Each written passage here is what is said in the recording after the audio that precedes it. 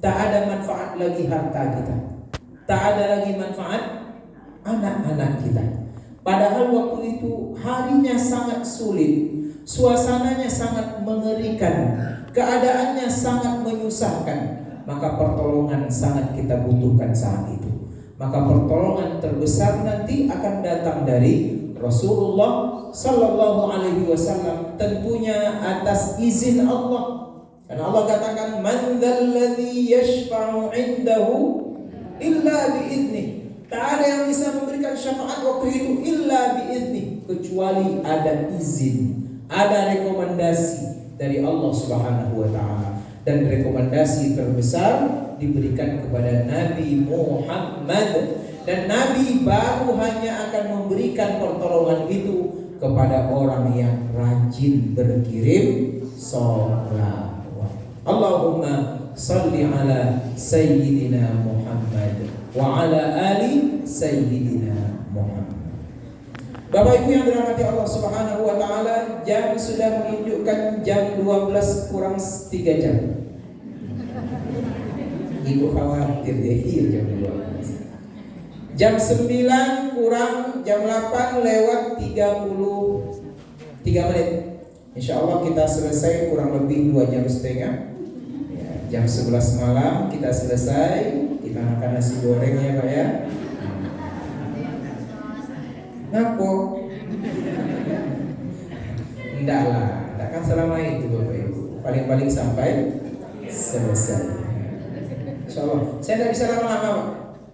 Habis bahan itu. Apalagi nih adik-adik kayak gini nih, memang cepat menghabiskan energi yang ada di akal pikiran. Tapi syaratnya jangan main lato-lato. Bapak Ibu yang dirahmati Allah, judul tausiah malam Isra Mi'raj kita ini walaupun sudah terlambat kurang lebih berapa hari? Tiga hari. Kata orang Mekina, never late than none. Lebih baik terlambat daripada tidak sama sekali. Judulnya adalah menggali pelajaran hidup dari peristiwa Isra. Karena tidaklah satu kejadian Bapak Ibu dalam Islam itu terjadi, dilakukan, diperintahkan oleh Allah, kecuali di balik itu pasti ada pelajaran. Dan untuk pelajaran ini kita selalu diperintahkan oleh Allah untuk mengambilnya. Makanya ayat fa'tabiru ya ulil absar la'allakum turhamun la'allakum tuflihun. Imam atau khatib kalau dia khutbah Jumat selalu di akhir khutbah mengatakan fa'tabiru ya ulil absar la'allakum turhamun. Ambil pelajaran. Sebab orang yang gagal dalam hidup itu orang yang tidak bisa belajar dan tak mau mengambil pelajaran. Itu gagal. Sudah tahu macam apa PKI itu. Pelajaran. Ini kok panas nih Pak. Jadi PKI nih Bu. Jangan terjerumus lagi. Sudah tahu PKI itu menusuk dari belakang, menggunting dalam lipatan, berkhianat kepada bangsa ini, masih juga mau dihidup-hidupkan lagi. Tidak mengambil pelajaran namanya. Nah, itu contohnya. Tahun berapa? 48 dibantainya. Tahun 65 itu udah 2 kali.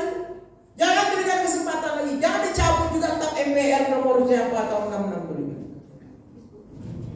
665. Ya, jangan terjerumus ke dalam lubang yang sama untuk yang kedua.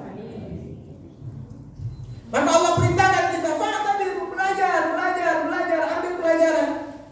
Karena alam ini kata orang Minang, alam tak kambang jadi guru. Dia akan memberikan pelajaran kepada kita. Termasuk salah satunya pelajaran yang diberikan Allah dalam peristiwa Isra Mi'raj. Yang peristiwa ini Bapak Ibu, peristiwa yang pertama dan peristiwa yang bukan kayak lagunya siapa tuh? Buku siapa namanya itu? Mus Mujiono. Engkau bukan yang pertama, tapi pasti yang terakhir. Kan itu ada lagunya tuh Bu ya. Saya hafal tapi tidak mau saya nyanyikan. Takut nanti besok saya diundang organ tunggal. Ini perjalanan pertama, Pak. Kenapa pertama? Tidak ada orang sebelum Rasulullah Sallallahu Alaihi Wasallam diperjalankan oleh Allah seperti yang ia lakukan untuk Nabi. Catat sejarah. Nabi Adam tidak. Nabi Adam diturunkan dari surga. Nabi Ibrahim mulia Khalilullah tidak ada. Nabi Ibrahim hanya disuruh dari Irak pergi ke Mekah. Ya kan? Untuk meninggalkan anak istrinya di sini. Nabi Musa hanya disuruh menyeberangi laut merah. Tidak ada perjalanan itu. Tidak ada. Nabi-nabi sebelum Rasulullah, orang-orang mulia sebelum Rasulullah tak pernah melakukan ini dan tak pernah diperjalankan oleh Allah. Dan tak ada sesudahnya. Hari ini sudah 1444 tahun yang lalu. Ya. Kita buka sejarah, kita baca buku-buku sejarah. Ada enggak peristiwa kedua yang terjadi dengan manusia untuk Isra Mi'raj? Berarti inilah pelajaran apa? Perjalanan terbesar, perjalanan pertama sekaligus perjalanan. Maka rugi kalau momentum ini kita anggap sebagai satu hal biasa. Makanya wajar kalau negara kita ini memberikan untuk Isra Mi'raj ini tanggal merah. Harusnya tidak cukup sehari. Maunya berapa hari? Nah, 3 hari Pak ya. Karena makin banyak tanggal merah makin bagus Pak. Jangan takut potong gaji Pak. Rezeki itu dari Allah Ta'ala. Gaji memang dari kantor, tapi rezeki dari Bapak Ibu yang dirahmati Allah Subhanahu wa Ta'ala. Sekarang kita lihat dulu latar belakang. Karena kalau kita tahu latar belakangnya, makin kagum kita dengan peristiwa ini. Bahwasanya ternyata Allah memberikan satu cerita kepada kita yang melatar belakangi mengapa terjadi peristiwa Isra Mi'raj ini. Latar belakangnya berangkat dari suasana hati yang galau. Jadi hati galau ini macam-macam Bapak Ibu. Kalau sudah galau hati ini, senyum orang pun tidak menyenangkan. Iya, kalau galau hati. Masalah yang kecil bisa jadi besar hati galau. Makanya Allah ingatkan, Islam ingatkan kepada kita, hati-hati dengan hati itu. Idza saluhat, kalau dia benar, nah, semuanya akan benar. Kalau dia salah, semuanya akan salah. Qalbi, hati. Kenapa disebut dengan hati? Masumiyal qalbu qalban illa litaqallubihi. Tidaklah hati itu disamakan dengan hati, qalbun, kecuali dia bolak-balik. Bulan muda dia gembira, senang, ceria. Bulan tua, meram begini Pak. Meram itu di sini, tapi intinya dari dalam. Maka ibu-ibu sampaikan kepada bapak-bapak, kalau tidak ingin hatiku susah, galau, jadikan bulan tua sama dengan bulan. Jadikan istri tua sama dengan istri. Bapak galau. Iya. Jadi Bapak Ibu yang dirahmati Allah, jadi suatu ketika Nabi ada dalam keadaan yang begitu galau. Dan suasananya memang tak dibuat-buat. Dan itu lambang kehidupan. Dalam hidup kita ini ada pasang, ada surut. Ada siang, ada malam, ada senang, ada susah. Itulah hidup. Tidak akan ada hidup ini senang terus kan. Tidak akan ada jadi presiden terus pasti presiden. Iya. Iya. Kalau ingin bahagia terus, tidak susah-susah, satu tempatnya. Sure. Jadi suatu ketika Bapak Ibu, meninggallah istri Rasulullah satu-satunya pada saat itu. Namanya siapa namanya? Khadijah.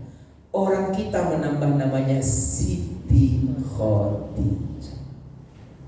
Kalau di KTP aslinya hanya Khadijah, tapi orang kita nambah Siti. Apa arti Siti itu? Siti apa? Siti itu kepengen dari sayyidati. Sayyidati kan panjang tuh Pak Ayah menyebutkannya, maka dipersingkat menjadi Siti. Artinya tuanku perempuan. Itu arti sayyidati, Siti. Kalau laki-laki dipanggillah sayyidi, tuanku laki-laki, sampai di piaman jadi Sidi. Ada piaman sih Bu? Banyak. Sidi itulah Pak. Sidi itu kependekan dari Sayyidi. Itu Sayyidina Muhammad itu. Oh, baru tahu kami Ustaz. Itulah gunung ngaji itu Pak ya. Iya, itulah gunung ngaji. Saya udah bertahun-tahun mencari itu apa lagi. Baru dapat saya kasihkan sama ibu malamnya. Itulah gunanya ngaji. Ya, dengan ngaji kita tambah pintar. Ya, bukan tambah bongak. Jadi kalau ada yang mengatakan, ngapain ibu ini ikut pengajian terus? Bongaknya tuh. Nah, saya nggak nyebutkan orangnya loh ya. Larang pula orang pengajian. Tambah pintar orang pengajian itu. Karena dalam ilmu itu makin banyak ilmunya makin merunduk dia Bu ya. Kayak ibadat kita Pak, padi ya Pak. Makin tunduk dia, makin tidak sombong, makin dekat kepada Allah, makin sayang dengan suami, makin peduli dengan orang miskin. Tapi kalau tidak punya ilmu dia, kayak lalang tuh dia, makin sombong dia. Jadi kalau ada orang-orang pengajian itu bingung dia dengan pengajian itu memang dah khatamallahu ala qulub, tutup Allah hatinya. Saya tidak nyebut orang Bapak Ibu ya. Nah, meninggal Sayyidatuna Khadijah, istri Nabi Pak. Maka ibarat kata lagu apa itu? Hilang separuh nafas. Ada dulu ya, ada lagu, saya tidak tahu lagu apa itu. Lagu apa? Entah Wali atau apa itu. Dewa ya Pak ya? Masya Allah bapak-bapak ini nampaknya dia penggemar Ahmad Dhani juga. Hilang separuh nafas. Bagaimana tidak? Ya, Khadijah orang yang boleh jadi wawajadaka ailan fa'aghna. Itu surah Ad-Duha.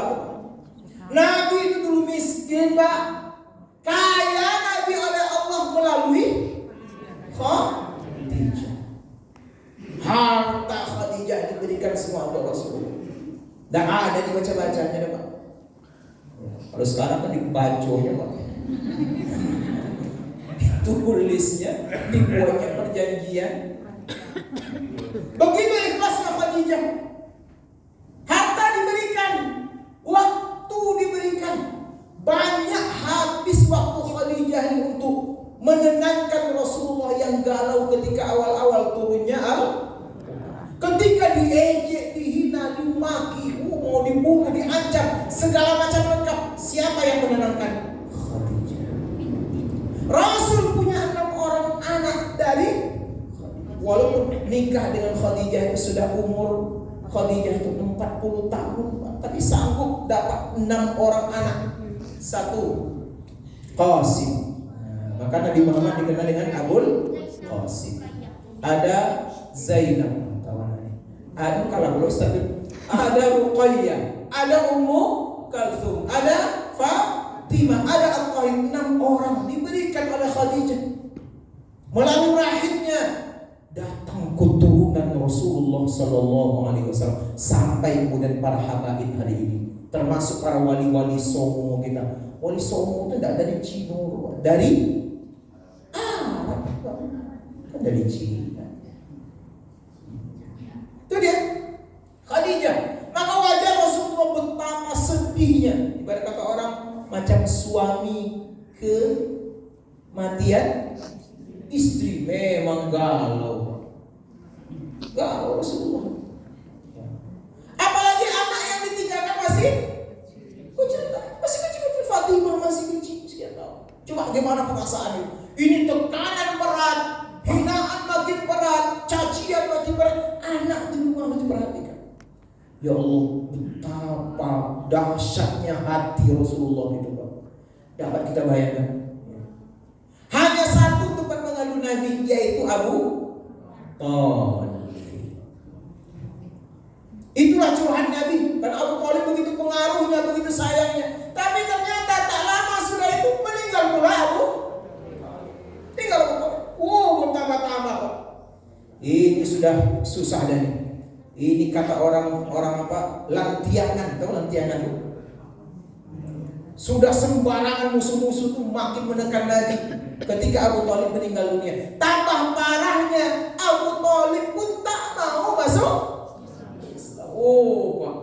Dari dengan Nabi sejak umur 8 tahun, 12 tahun sampai 25 tahun bersama Abu Thalib, sayang Nabi kepada beliau, dianggap ayah sendiri. Tapi ketika meninggal tak mampu lidah Abu Thalib itu mengucapkan asyhadu an la ilaha illallah wa asyhadu anna Muhammadar Rasulullah. Nangis Rasulullah. Dipaksa juga paman, ucapkan paman, inilah pintu surgamu paman. Inilah nanti yang menyebabkan kau mati dalam keadaan Islam. Tidak mau dia. Akhirnya turun ayat, innaka la tahdi man ahbabta walakinnallaha yahdi man yasha. Sesungguhnya engkau tidak bisa memberikan hidayah kepada siapa yang kau cintai, tapi yang berhak untuk memberikan hidayah itu hanya Allah kepada siapa yang dia sukai. Meninggal kafir, tak Islam, tapi dapat diskon azab dari Allah setiap hari Senin dan hari Kamis. Tetap biasa. Nabi kemudian berangkat ke Taif, dilempar di Taif, ngajak orang berdakwah, dihina, dimaki. Ada segerombolan anak-anak kecil yang bersorak di belakang Nabi, orang gila, orang gila, orang gila. Sampai Nabi tersandar di sebuah bukit, datang malaikat Jibril. Wahai Muhammad, doa kepada Allah. Aku angkat bukit Taif ini, aku lemparkan atas ini Allah. Silakan kau berdoa untuk mengobati sakit hatimu. Tapi kata Rasulullah, jangan Jibril. Boleh jadi dari mereka nanti turun lahir orang-orang beriman. Dan ternyata sekarang Taif 100% beriman. Allahumma hdi qaumi fa innahum la ya'lamun. Yang keluar doa Pak, tidak dibalas dengan cacian, dengan pukulan, dengan lemparan, tapi dibalas dengan doa. Ya Allah, berikan hidayah kepada kaumku ini, karena sesungguhnya mereka berbuat seperti ini karena mereka tidak tahu. Maka dalam suasana galau itu, berat cobaan, makin berat rintangannya, tibalah perintah Allah untuk Isra Mi'raj, mengobati hati Nabi yang galau. Jadi kalau begitu, kalau suasana galau dalam kehidupan kita, obatnya jalan Pak. Obatnya. Yang hari ini namanya rekreasi. Ya, healing ya Pak ya. Ibu-ibu nanti kalau stres, galau di rumah, sampaikan ke suami, obatnya satu, jalan-jalan. Baik jalan-jalan jarak jauh atau jalan-jalan jarak.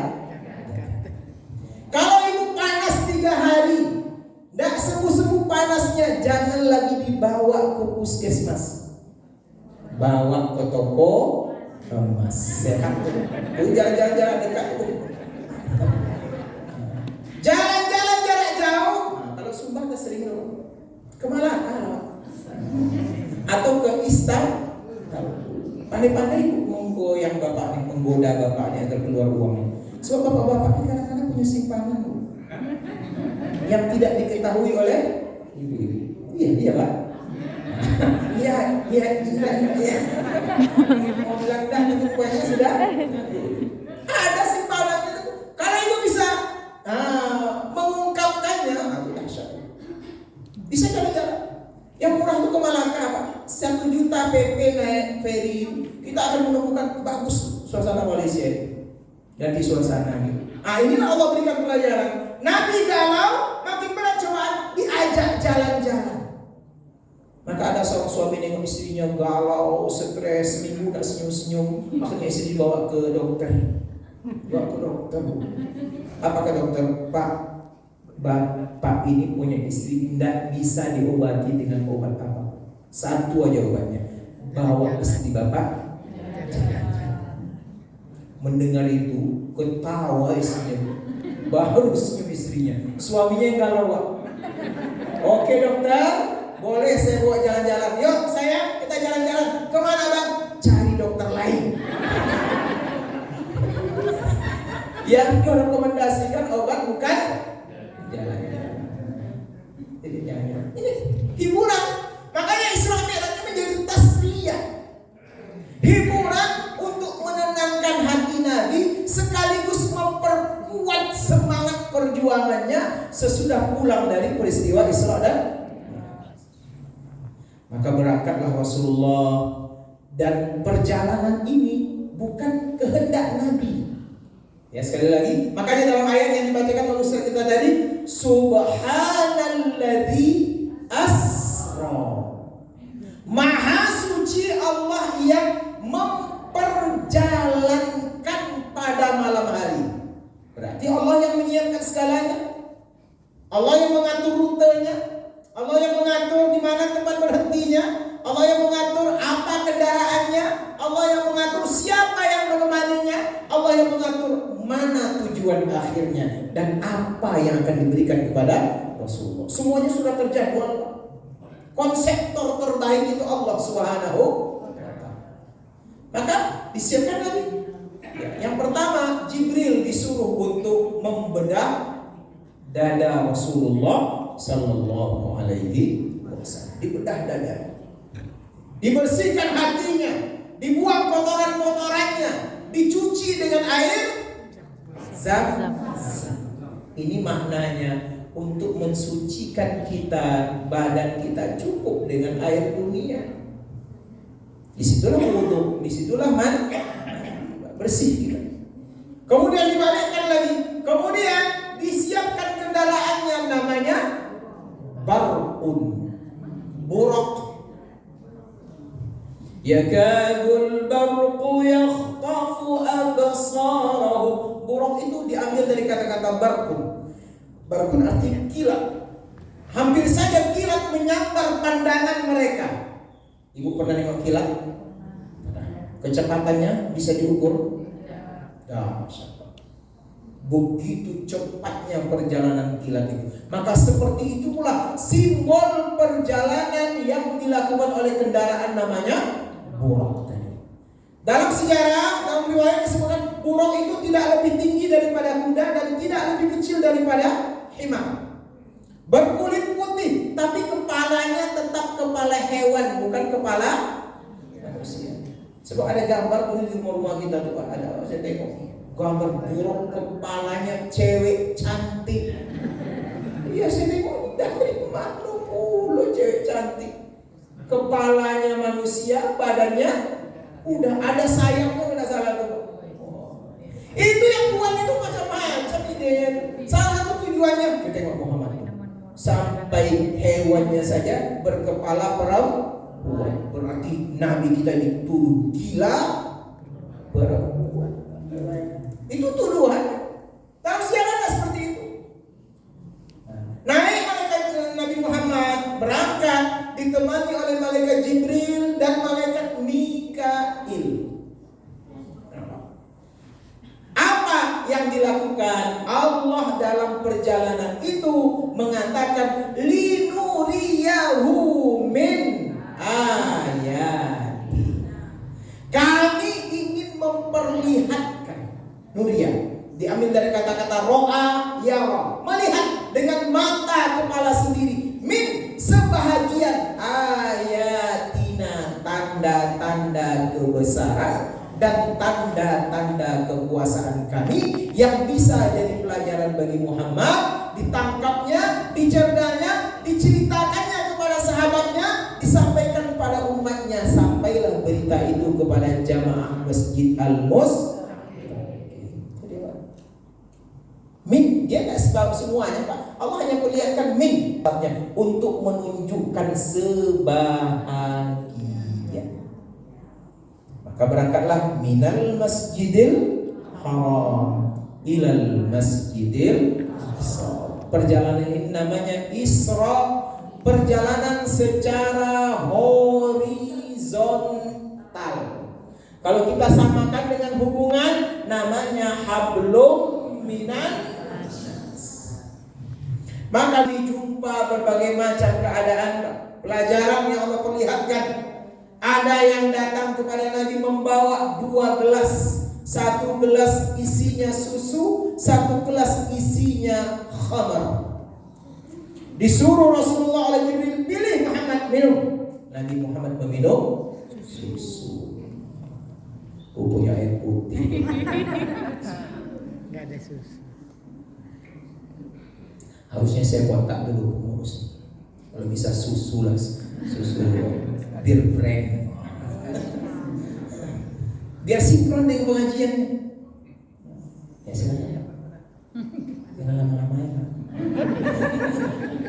Saya kalau izin ada mahasiswa yang ngajar, ada masih izin, jangan lama-lama ya. Baik Pak. Memang cepat dia. Kalau udah dibilang dia lama Pak. Ada titip pesan. Sampai di mana tadi? Minum dia. Dia minum Rasulullah. Sesudah minum susu, apa kata Jibril? Muhammad, hebat. Ternyata engkau menjatuhkan pilihan yang tepat. Engkau minum susu. Susu itu halal. Susu itu baik untuk kesehatan. Yakhruju min butuniha syarab. Keluar dari perut hewan itu minuman. Air susu dari sapi, dari kambing, ya, dari onta, yang minuman itu berguna untuk tubuh kita. Nah itu firman Allah ya. Maka kata Jibril, ini akibatnya bukan hanya sama engkau, akibatnya juga nanti untuk umat engkau. Kalau engkau salah minum, yang kau ambil khamar, arak, nanti umatmu akan mabuk. Nabi minum susu aja banyak umat Nabi Muhammad pemabuk sekarang Pak.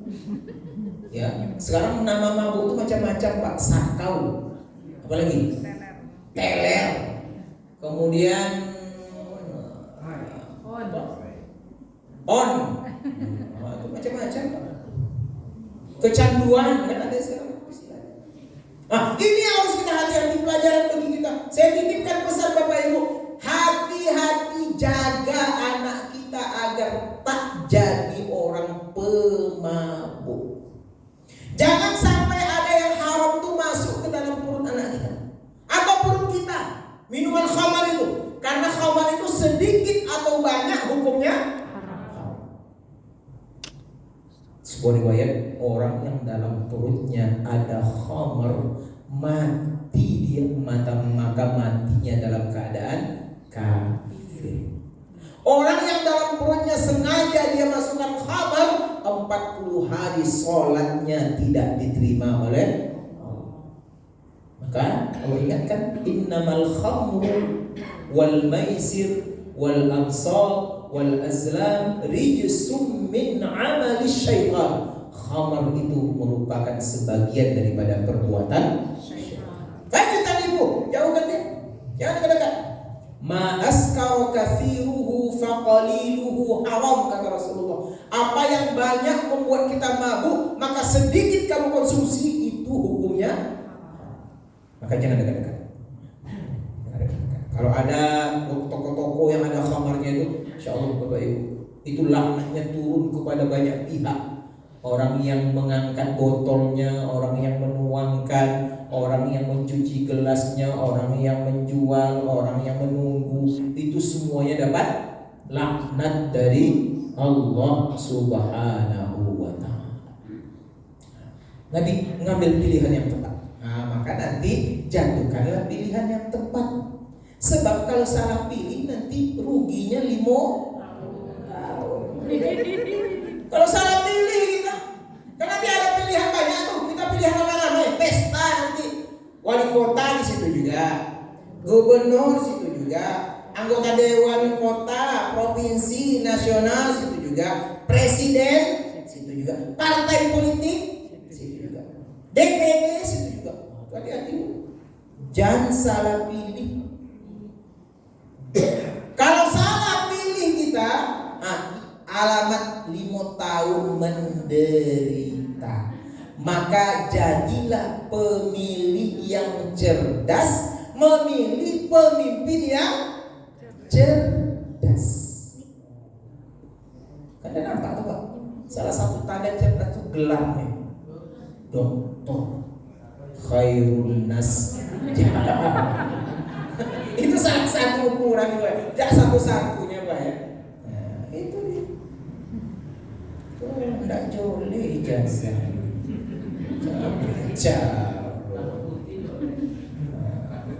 Saya tidak berpolitik dah Pak ya, saya tidak nyebut nama orang. Jadi jangan salah pilih. Pemilu yang cerdas, hasil dari pemilih yang cerdas menghasilkan pemimpin yang cerdas. Karena cerdas ini bagus Pak. Nabi menyuruh kita, jadilah muslim mukmin yang cerdas. Namanya al-kais. Mukmin yang cerdas kata Nabi itu bagus. Yang tak bagus itu mukmin yang